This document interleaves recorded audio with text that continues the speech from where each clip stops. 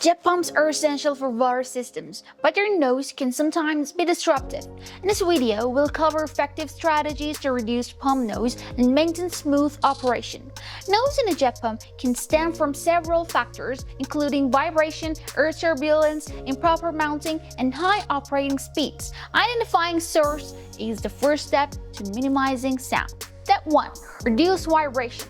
Installing vibration dampening pads or mounting the pump on a solid level surface can absorb excess movement and decrease noise significantly. Step 2. Check piping. Secure loose pipes and flexible connectors and avoid sharp bends, as turbulence in the water flow can amplify noise. Step 3. Use a noise enclosure. Encasing the pump in a ventilated soundproof box can greatly reduce operational noise while still allowing proper airflow. Step 4. Regular maintenance. Clean filters, inspect the impeller, and ensure proper priming. A well-maintained pump runs more quietly and efficiently. By addressing vibration, optimizing piping, and maintaining the pump regularly, you can significantly reduce noise, creating quieter and more comfortable environment while keeping your water system running smoothly. If you have further questions, you can ask us at Foam Cookware.